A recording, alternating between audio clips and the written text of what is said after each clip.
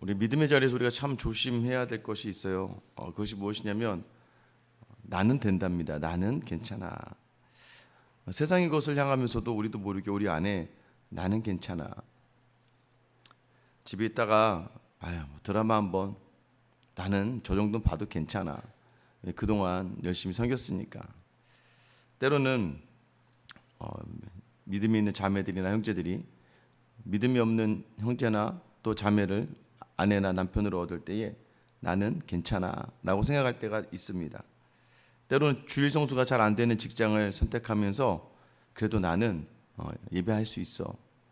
아마 지금 많은 가난한 성도들 중에 어떤 분들은 그렇게 생각하고 있습니다. 나는 교회를 안 나가도 나는 크리스찬이야. 그 잘못된 교회들보다 내가 혼자 예배를 드리는 게 훨씬 나을 수 있어. 여러분 기억하셔야 돼요. 내가 그렇게 이야기할 수 있는 건 자신이 있는 거예요. 내가 나를 믿는 확신이 있는 거예요. 나는 절대 저렇게 하지 않아. 이런 생각을 모두가 합니다. 로또도 되면 나는 로또가 돼도 돈을 허투루 쓰지 않는다고 많은 사람이 이야기하지만 80% 이상의 사람들이 다 삶이 더 이전보다 더 궁핍해지고 무너졌다라는 그런 통계들을 우리가 보고 있지 않습니까? 쉽지 않은 거예요. 내가 강할 때 하나님이 일하실 수 있는 자리가 없다. 내 생각이 확실할 때 하나님의 그 믿음의 확신으로 일할 수 있는 자리는 없다는 걸 여러분이 아셔야 됩니다.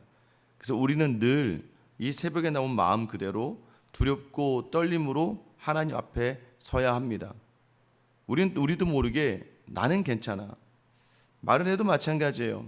다른 사람이 말하는 것 하나는 그렇게 비판과 판단을 잘할 수 없어요. 그 한마디를 가지고 여러 생각을 하는 거 보면 오히려 이 목회자인 저보다 해석이 더 다양하게 하시는 분들을 보게 돼요. 여러분 오늘도 우리가 알고 있는 이 유다 기억하셔야 돼요. 나의 강함으로 살아가는 게 아니라 나의 약함으로 하나님의 강함으로 살아가는 저 여러분 되시길 예수님의 이름으로 축원합니다. 에서가 늘 그래요. 에서가 자기 마음대로 아내를 얻고 살아가고 가나안 여인을 취하며 살아가는 악의 자리를 받아들였다가 이삭의 고민거리가 되기 시작합니다. 결국 야곱의 자리를 떠나고 이삭의 자리를 떠나게 되는 게 에서예요. 오늘 1절에 동일한 일을 행하는 한 사람이 등장합니다. 1절에 보면 그 후에 유다가 자기 형제들로부터 떠나 내려가서 아둘람 사람 히라와 가까이 아니라. 유다가 왜 갑자기 여러분 이 38장이 굉장히 특이하면서 이상하면서 왜 이게 여기 들어와 있지? 37장 시작하면서 누가 등장했어요? 요셉이 등장했어요. 그래서 우리 지난주까지 요셉의 이야기를 나누었는데 그리고 39장의 내용도 어떤 내용이에요? 요셉의 내용이에요. 40장, 41장 계속 요셉의 내용이에요. 근데 갑자기 생뚱맞게 38장에 이 유다의 이야기가 등장하는 거죠. 근데 여러분 이건 뭐야? 이거 잘못된 거 아니야? 라고 생각할 수 있는데 여러분 잘못된 게 아니에요. 왜냐하면 37장 시작하면서 뭐라고 하면서 시작해요? 야곱의 족보는 이러하니라 라고 시작해요. 36장의 에서의 족보에 대해서 이야기하다가 37장에 넘어가면서 야곱의 족보를 소개하는데 야곱의 족보라는 게 뭐예요? 야곱의 족적, 야곱의 아들들은 이것이더라고 얘기해요. 그래서 실질적으로 요셉과 유다를 드러내는 거예요. 요셉은 어떤 아들입니까? 요셉은 실질적으로 장자의 권한을 가진 아들, 그러니까 세상의 장자를 가진 아들이 요셉이었어요. 그러니까 이 가족을 먹여 살리고 가족을 나중에 애굽으로 인도해서 이 민족을 살리는 그 자리가 요셉. 그래서 그는 더하다. 여러분 요셉의 이름의 뜻이 더하다는 뜻이죠. 하나님께 더하여 주시는 그 축복이 요셉에게 있어요. 그래서 가나안 땅에 들어갔을 때 땅을 12개로 나눠줄 때에 레위 지파는 땅을 얻지 못해요. 왜냐하면 레위 지파는 제사장 지파라 각 기업에 들어가서 각 땅에 들어가서 48개의 그 도성에 들어가서 자신들의 제사의 역할을 감당해냅니다. 그러면 이 레위가 빠졌으니까 12이 채워지지 않잖아요. 그 12이 어떻게 채워집니까? 요셉의 아들인 에브라임과 므낫세. 그러니까 한 기업을 얻는 게 아니라 2개의 기업을 얻게 되는 거죠. 실질적으로는. 그래서 에브라임 지파에 누가 나와요? 여호수아. 늘 에브라임 므낫세는 이 이스라엘 가운데에서도 장자의 역할, 앞장서는 역할을 하게 되는 민족으로 서게 돼요. 유다는요, 여러분, 유다는 영적인 하나님의 약속의 장자의 권한을 가집니다. 실제로 르우벤, 시몬, 레위가 장자의 권한을 잃어요. 왜 이렇게 됩니까? 르우벤은 아버지 야곱의 서모인 다른 첩이었던 비라와 간통을 해요. 그러면서 아버지의 자리를, 권위를 무시했다가 장자권을 잃게 됩니다. 시몬과 레위는요, 우리가 창세기 34장에 이 세겜성에서 아버지의 명령을 무시하고 세겜 사람들 진멸했다가 그 잔해하는 그들의 자리를 저주하며 이 야곱이 장자의 권한을, 영적인 권한을 다 패하게 됩니다. 그럼 르우벤, 시몬, 레위, 그 다음에 누구냐면 유다예요. 여러분, 사실 유다는요, 어제 우리 지난 37장 본문에 보면 이 요셉을 파는 데 있어서 가장 앞장섰던 사람이 바로 유다였습니다. 이 얘기는 뭐냐면 유다가 어느 날 문득 보니까 이 자녀들 사이에서 영향력을 끼치고 있었다는 걸 이야기하는 거예요. 유다가 요셉을 팔고 나서 돌아와 보니까 여러분, 삶의 자리가 여러분 원래 나쁜 짓 하고 못 사는 거예요. 여러분도 마찬가지 아닙니까? 믿음의 사람이요, 나쁜 짓 하고는 못 살아요. 나쁜 짓 하고 돌아와서 보니까 마음이 불편해져요.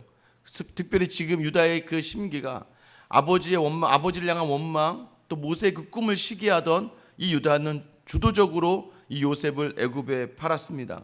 그래서 오늘 본문은 그를 어떻게 표현하냐면 유다가 자기 형제들로부터 떠나 내려가서라고 해요. 내려가서. 이 성경의 표현들이 좀 있습니다. 올라가다, 내려가다라는 표현들이 있어요.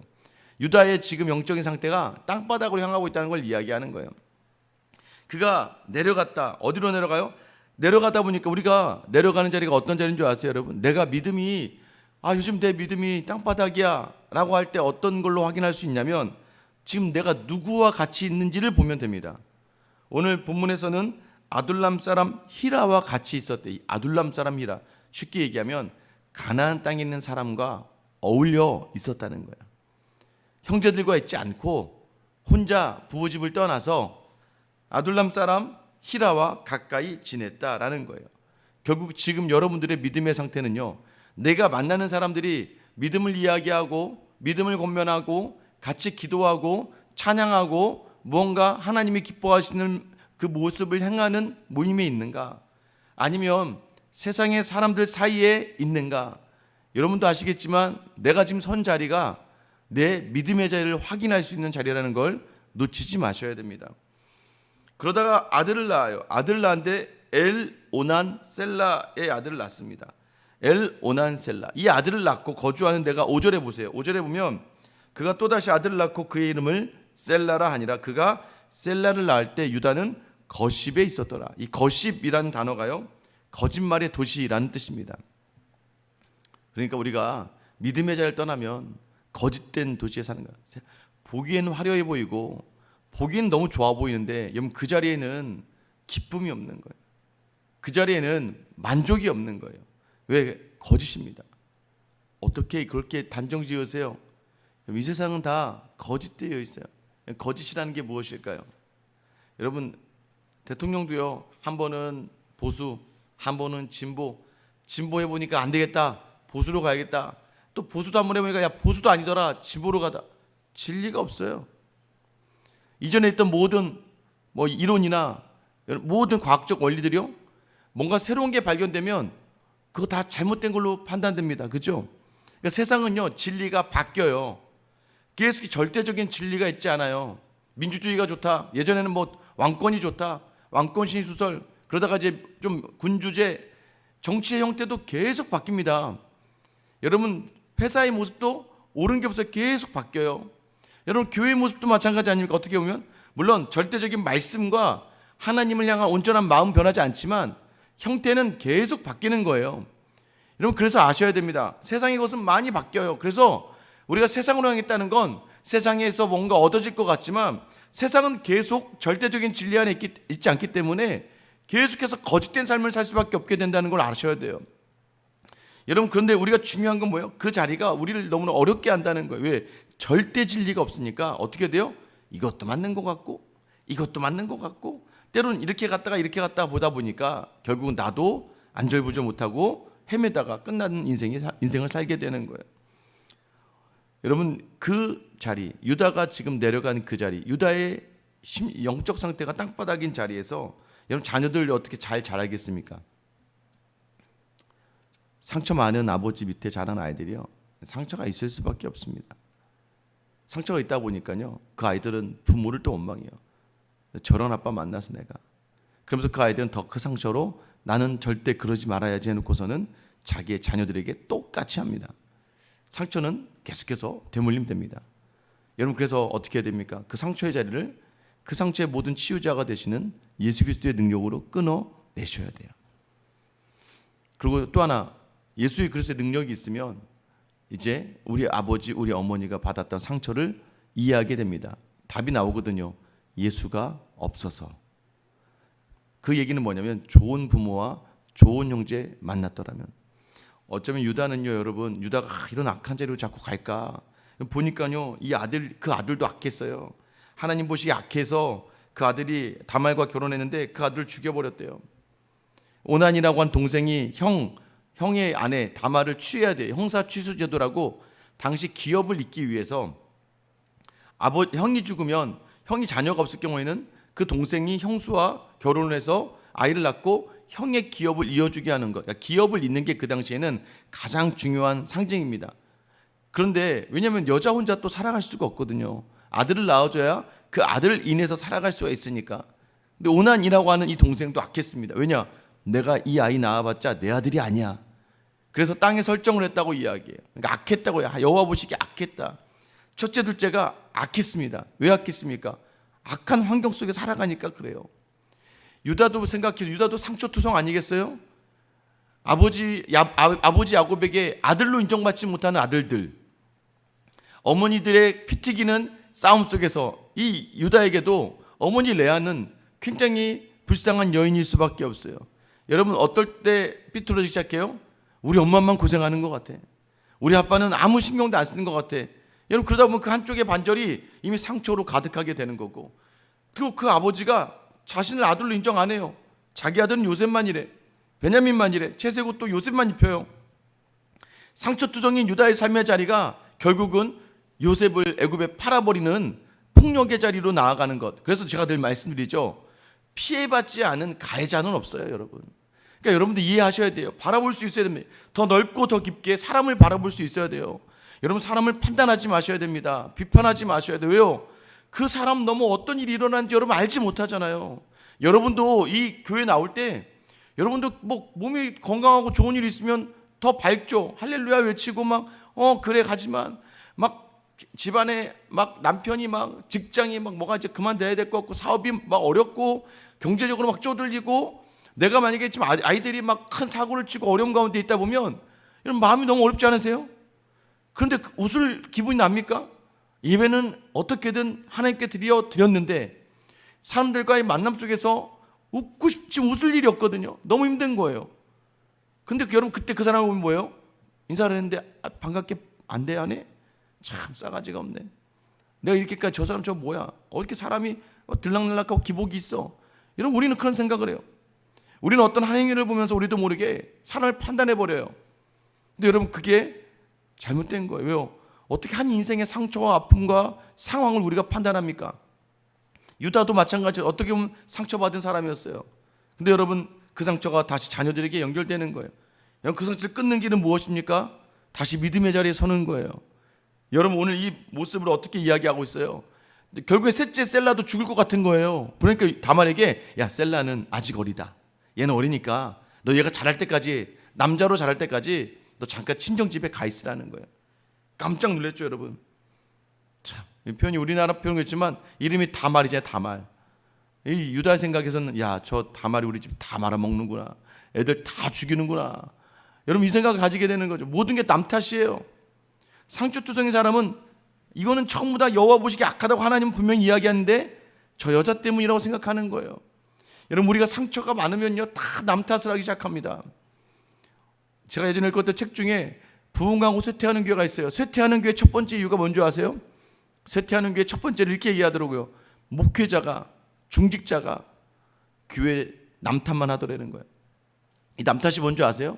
부흥이 안 되는 이유가 요즘 세상에 기독교인이 줄어들고, 우리 교회는 뭐 가진 게 없고, 우리 교회는 이게 안 되고 저게 안 되고, 이게 없고 저게 없어서 안 된다. 그러니까 결국 교회의 목회자 중직자가 다른 것 탓만 하고 있는 교회들은 절대 부흥할 수가 없다는 거예요. 여러분, 우리도 마찬가지입니다. 믿음의 자리에서요, 우리가 믿음으로 온전히 서지 못하면 자꾸 남 탓해요. 남 탓. 남편 때문에, 아내 때문에, 이 자녀 때문에, 내 부모를 잘못 만나서. 여러분, 오늘 다시 어디로 돌아와야 돼요? 아버지 야곱이 있는 곳으로 돌아와야 돼요. 형제들에게 떠나는 자리, 믿음의 자리를 떠나는 자리는 결국 악으로 가득하고 무너질 수밖에 없다는 걸 이야기하는 거예요. 어떻게 할 수 있어요? 룻기 기억나세요? 룻기에 엘리멜렉이라는 사람이 등장합니다. 엘리멜렉이라는 사람, 아내가 나오미예요.